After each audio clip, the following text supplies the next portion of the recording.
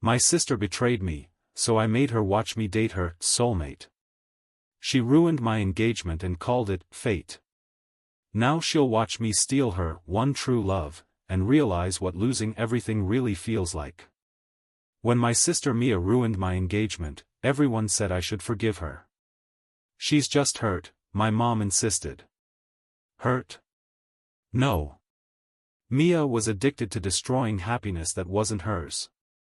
It started the night she met Ryan, my fiancé, and decided he reminded her of Ethan, the guy she believed was her soulmate. They'd met once in college. He ghosted her. She built an entire tragic myth around it. And when she saw me happy, she couldn't stand it. For 2 years, Ryan and I were solid. Quiet, steady, the kind of love that makes you believe you finally escaped the chaos of family drama. I kept Mia at a distance, blocked her from my socials, and only saw her during holidays.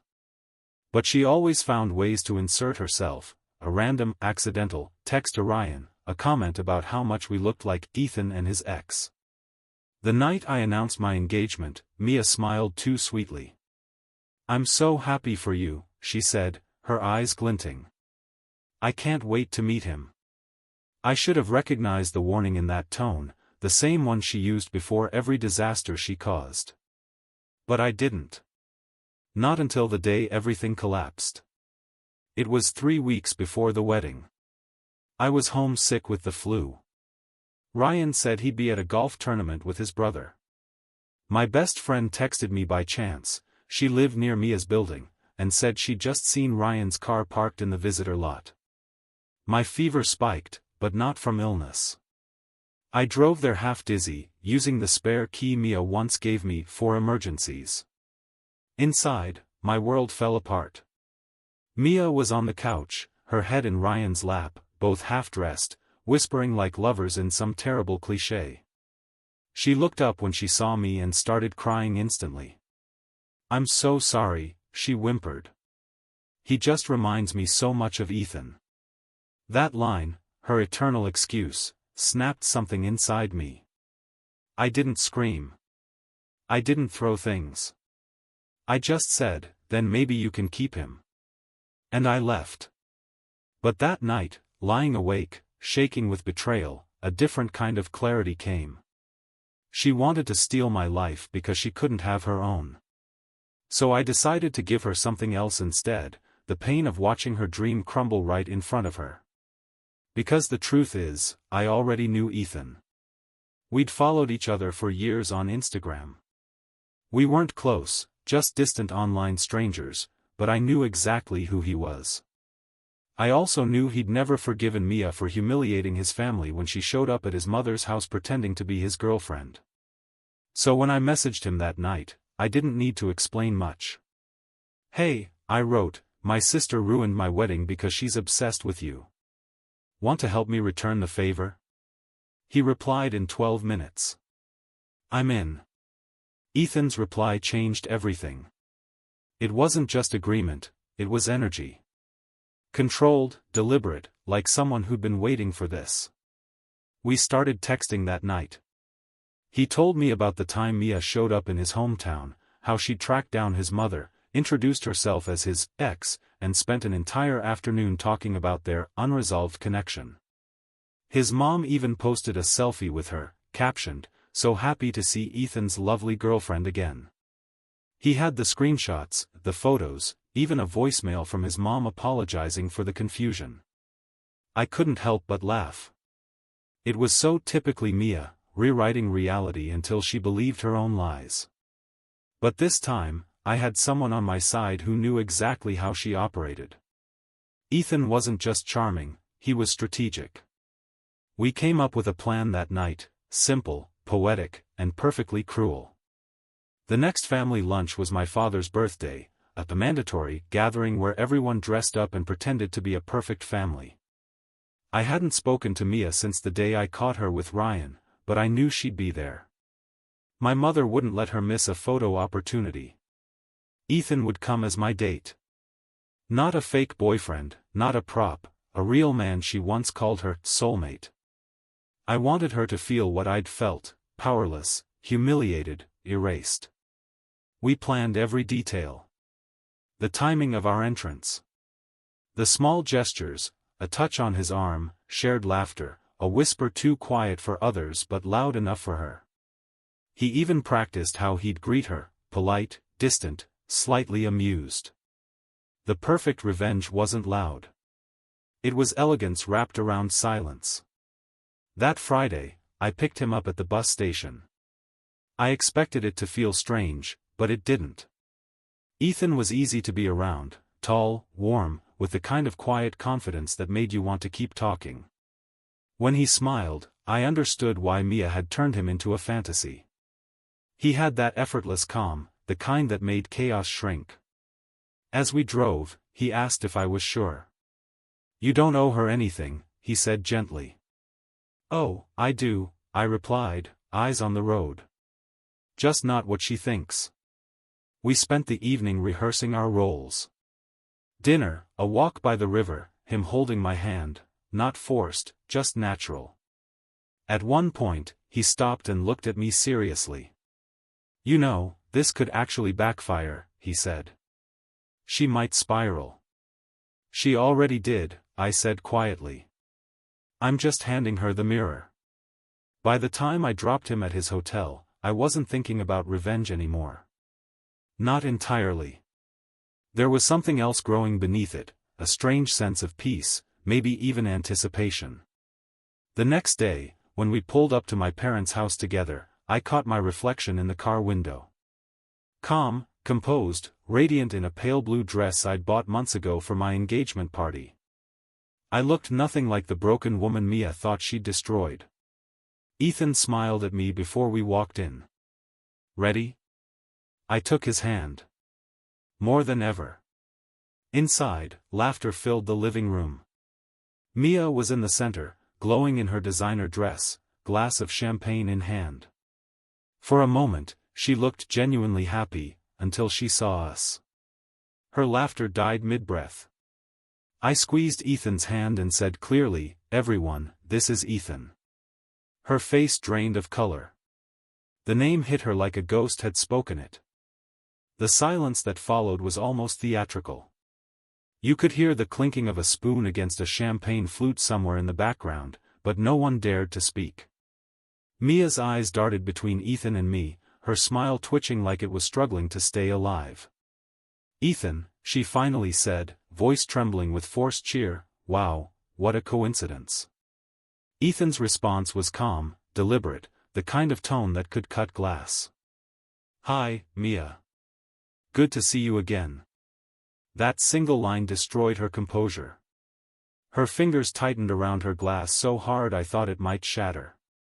My mother looked confused, my father skeptical, and I just smiled. "Ethan and I met a few months ago," I said casually, taking a seat beside him on the couch. "We've been spending quite a bit of time together lately." Mia blinked fast, trying to gather herself. "Oh. That's interesting. You two know each other?" Ethan rested an arm casually behind me. "Yeah," he said, "we've gotten pretty close." The words hung in the air like a slow burn. Mia's jaw clenched, and she forced a laugh that sounded painfully off-key. "Well, I'm happy for you both," she said, taking a gulp of her drink. But the way she stared at him, wide-eyed, hungry, desperate, betrayed every word. I pretended not to notice. Instead, I leaned closer to Ethan, whispering something that made him laugh softly.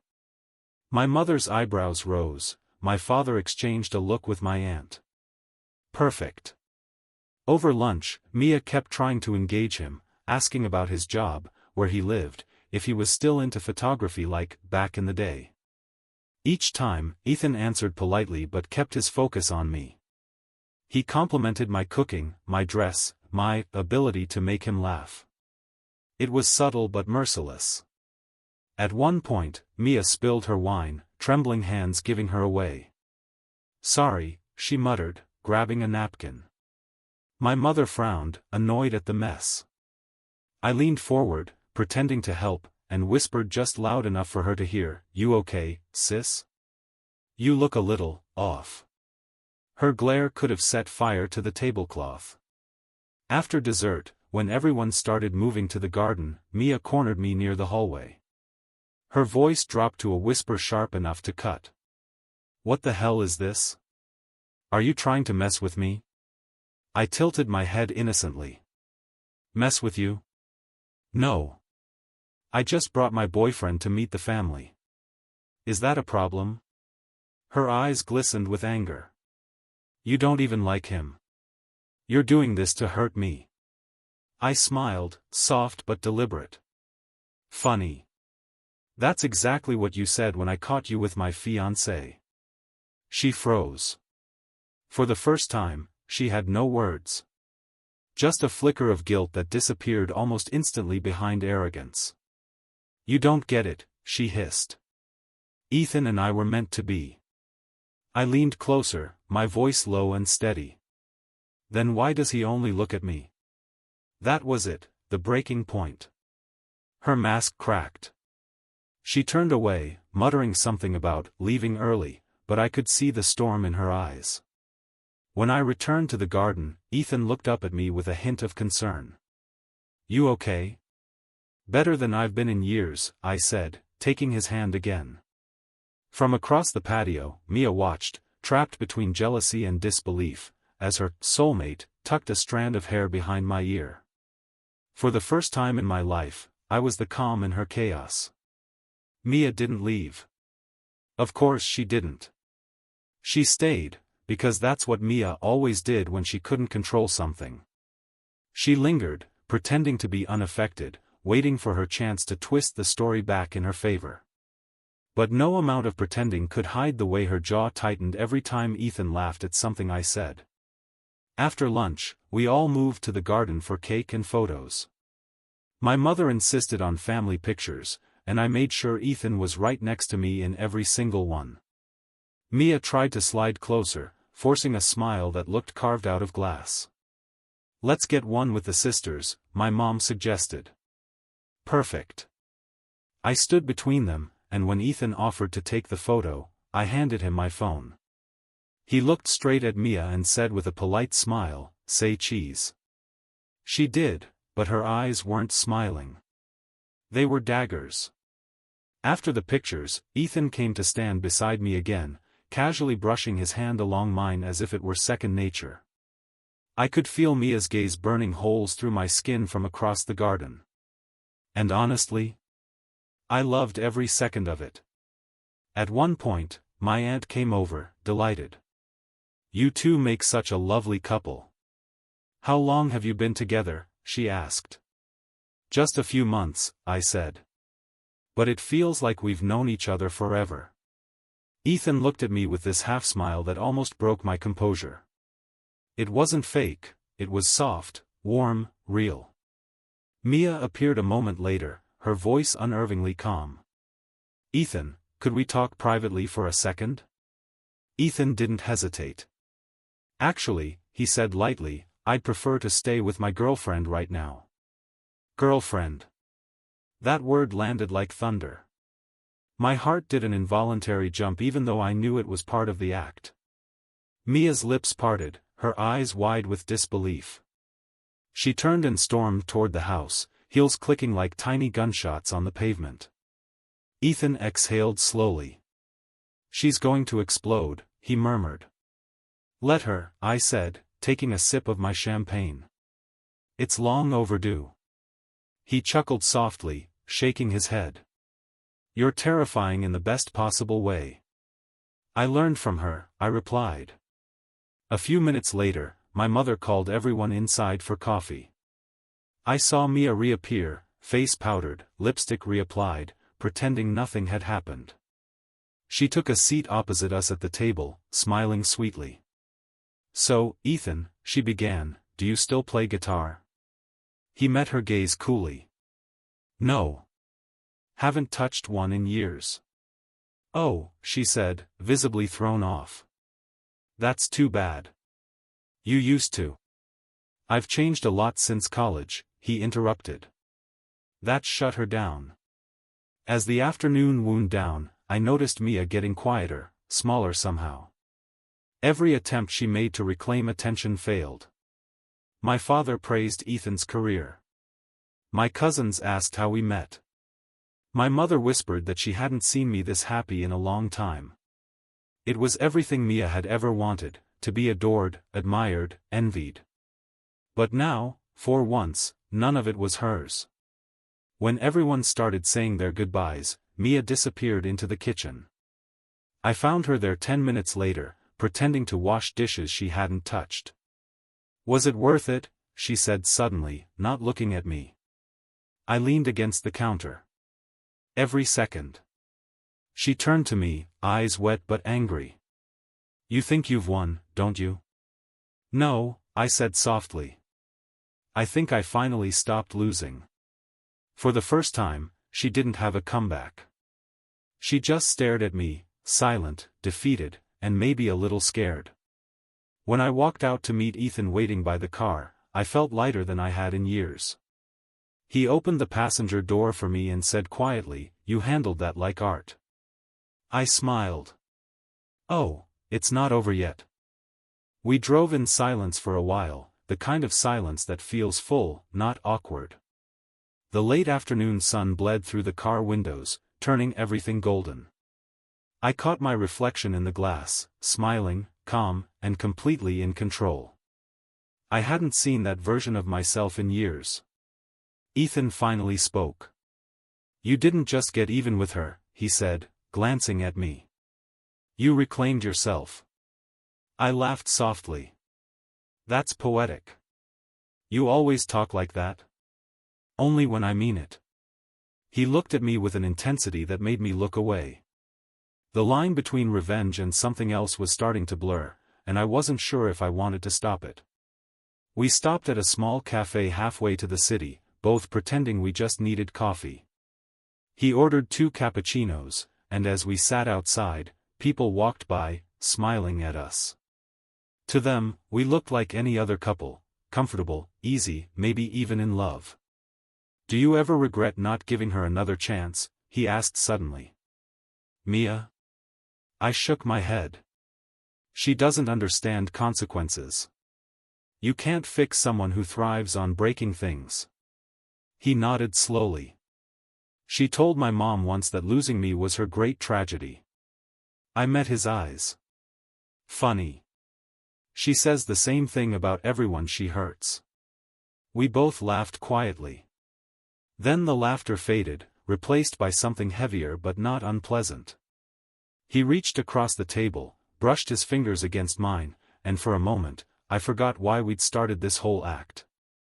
When he dropped me home, he didn't leave immediately. We sat in his car outside my apartment, the air between us humming with something unsaid. "You don't have to keep pretending anymore," he said finally. "The plan worked." "I know," I replied. "So, are we done?" he asked carefully. I hesitated. I should have said yes. The revenge was complete, Mia humiliated, her illusions shattered. But instead, I said, "Not quite." Ethan smiled, a little crooked. "Good. Because I was hoping you'd say that." He leaned in and kissed me. It wasn't the dramatic, movie-perfect kiss I expected. It was slow, certain, like something that had been waiting quietly in the background all along. And when it ended, I didn't feel guilt or confusion, just relief. For once, something wasn't about Mia. That night, she called. I didn't answer. The next morning, she texted, "You think this will last? He'll see who you really are soon."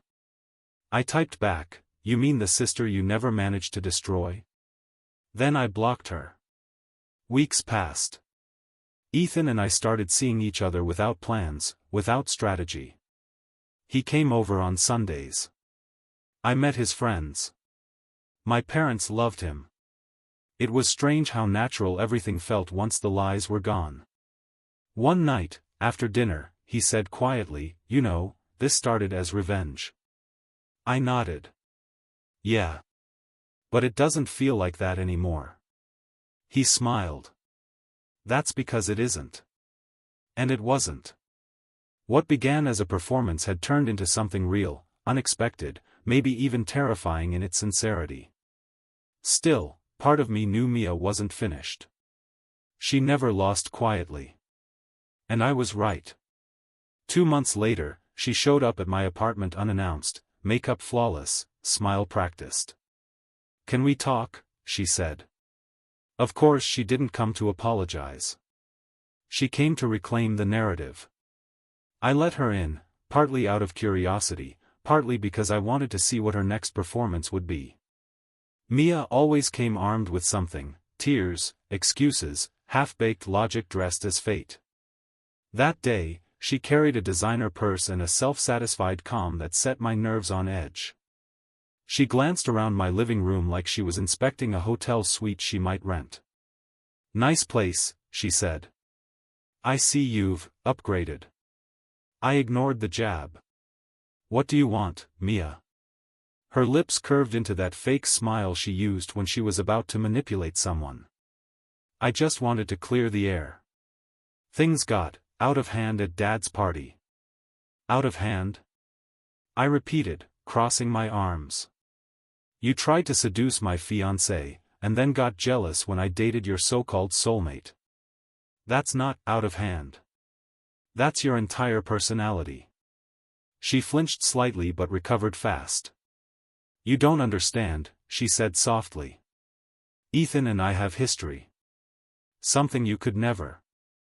I cut her off. "You don't have history, Mia. You have hallucinations with witnesses."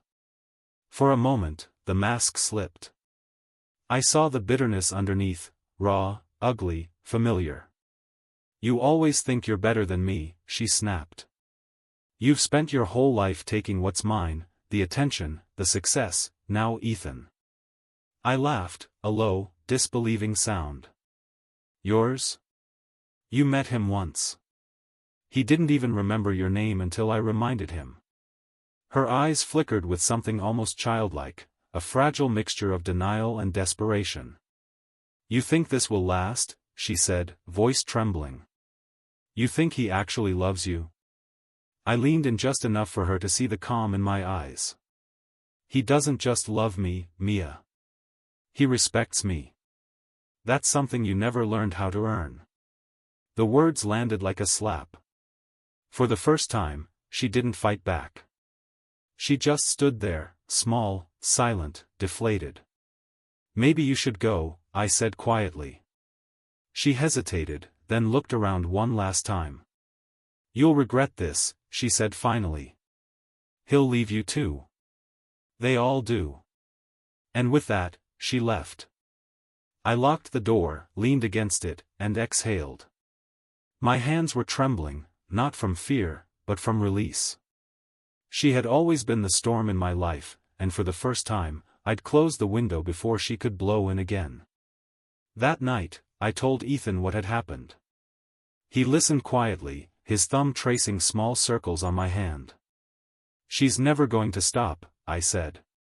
"Then we don't let her in," he replied. "Not into our house, not into our heads." It sounded simple, but he was right. The best revenge wasn't humiliation, it was indifference. Living well, loving freely, leaving her to drown in the silence she created. Months passed. Mia kept trying, a fake apology text, let's talk voicemail, a mutual friend saying she was in therapy now. I ignored it all. Eventually, she stopped reaching out. One evening, as Ethan and I sat on the balcony watching the city lights, he said, "You ever think she'll change?" I thought for a moment. No. But I changed enough for both of us. He smiled, leaned in, and kissed me. The city hummed around us, alive, forgiving, endless. And for the first time, Mia wasn't part of my story anymore. For almost a year, life was quiet. Uncomplicated.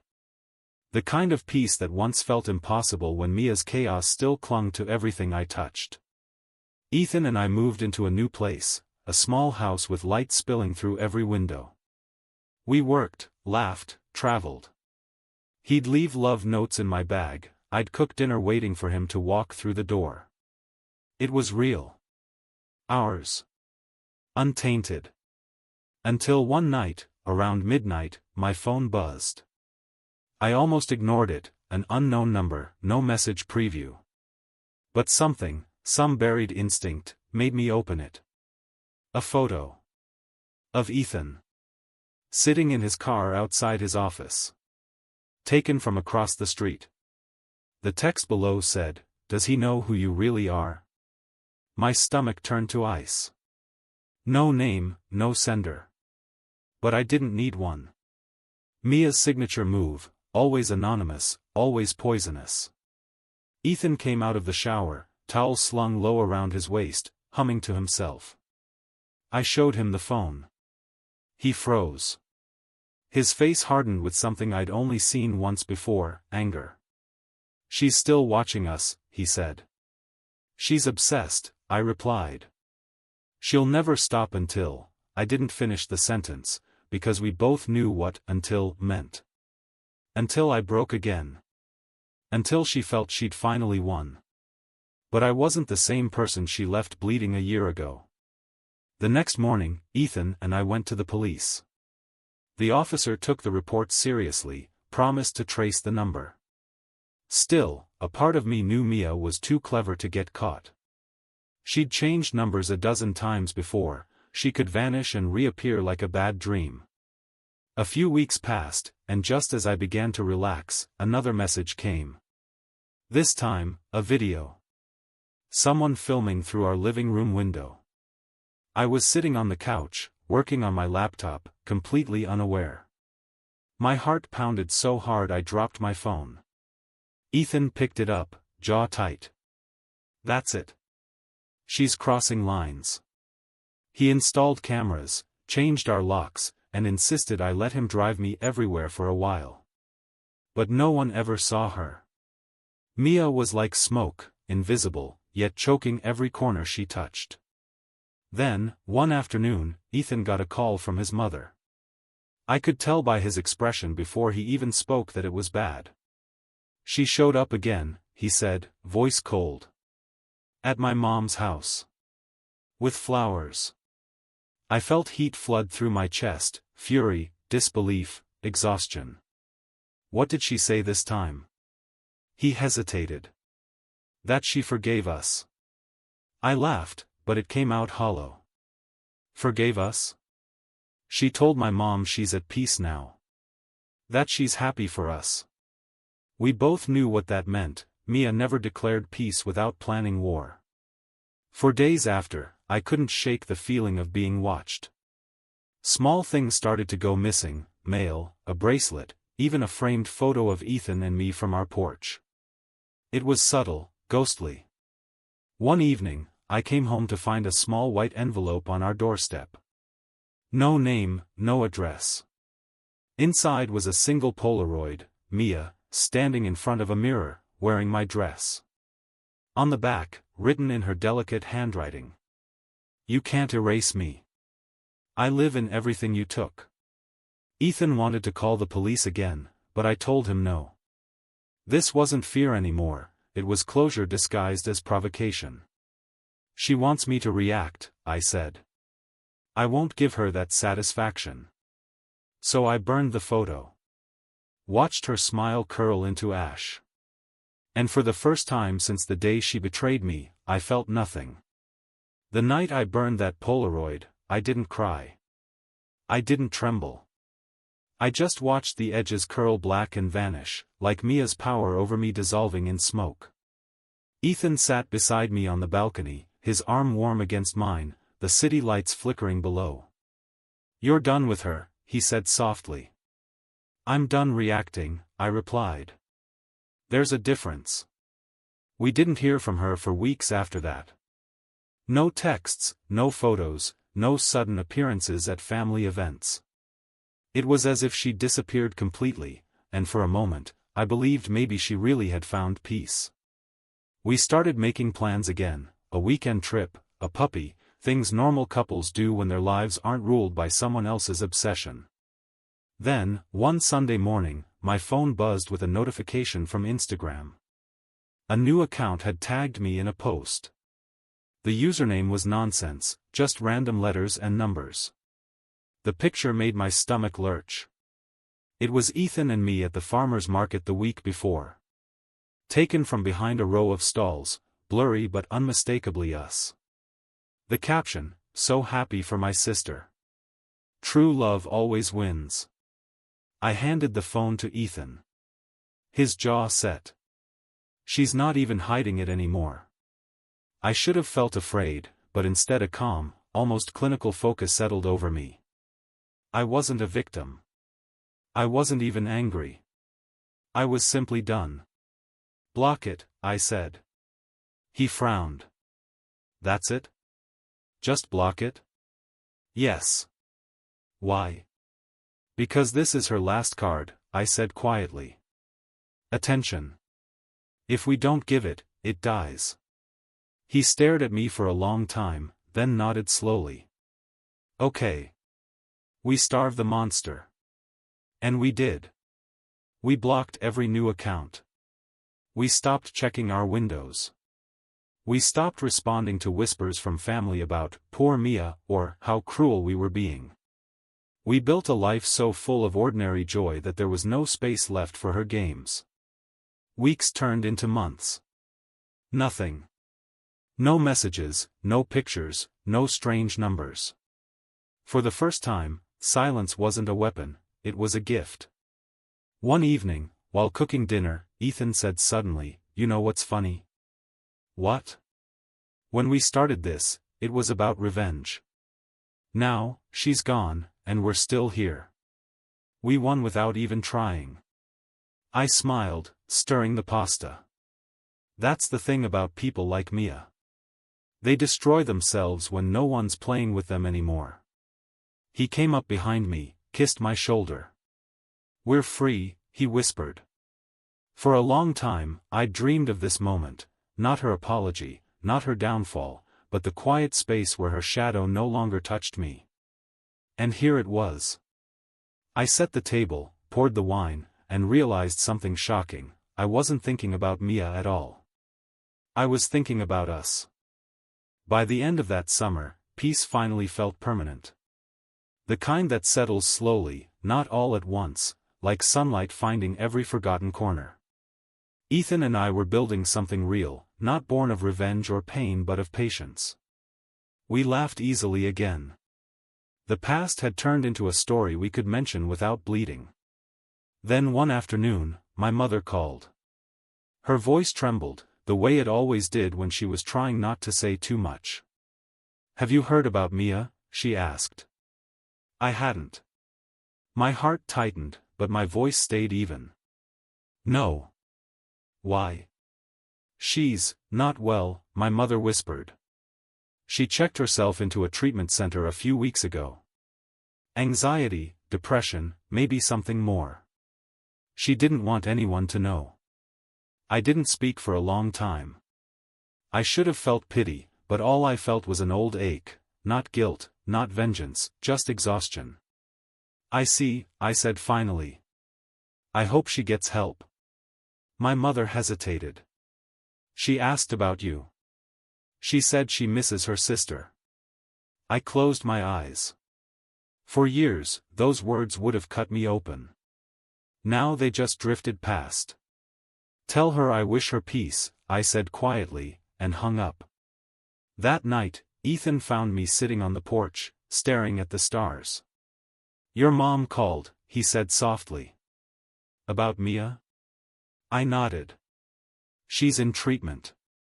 He sat beside me, wrapping his arm around my shoulders. "How do you feel?" I thought for a long moment. "Free," I said finally. "But also, sad, I guess. Not for her, exactly. For what could have been, if she'd ever learned how to love without destroying." Ethan didn't say anything. He didn't have to. His silence was comfort enough. A week later, an envelope arrived in the mail. No return address. Inside was a single sheet of paper, handwritten. "I'm sorry. You don't have to forgive me. I just wanted you to know I finally see what I did. I thought hurting you would make me feel less empty. But it only made me disappear. Take care of him, and yourself. M. I read it 3 times, then folded it carefully and tucked it into a drawer. I didn't respond. Some stories don't need an ending, they just need to stop repeating. That night, Ethan and I sat outside with glasses of wine, the city humming softly around us. Closure, he asked. Something like that, I said. He smiled. You know, the first time you messaged me, I thought you were insane. I laughed. I probably was. He took my hand. Still the best decision I ever made. The air was warm, the world finally quiet. I rested my head on his shoulder, feeling the strange peace of knowing the storm had finally spent itself. Mia's ghost might linger in old memories, but she no longer owned my story. I did. The following spring, Ethan and I got married, nothing extravagant, nothing performative. Just us, a few close friends, and the sound of waves folding against the shore. No family drama, no rehearsed speeches, no ghosts from the past. Only peace. When I looked at him across the aisle, sunlight flickering in his eyes, I realized how different this love was. It wasn't loud or desperate. It didn't need to prove anything. It simply was. After the ceremony, we walked barefoot along the sand, hand in hand, while our friends toasted behind us. Do you ever think she'll show up? Ethan asked softly. I smiled faintly. She doesn't need to. She's already everywhere, just not how she imagined. He raised an eyebrow. What do you mean? Every time I choose peace instead of chaos, every time I love instead of compete, that's me breaking the cycle she built. That's me winning. He squeezed my hand. Then you're undefeated. We spent our honeymoon on a quiet island, no phones, no noise, just long mornings, soft laughter, and a kind of silence that felt earned. For the first time, I wasn't defined by what someone had done to me. I was defined by what I'd survived, and who I'd become. A few months later, I got one last message. From Mia. Just a single photo, a sunrise over the ocean, captioned, "I'm starting over." No explanation, no apology, no manipulation, just light. I stared at it for a long time before typing back, "Good. So am I." And that was it. The end of our war.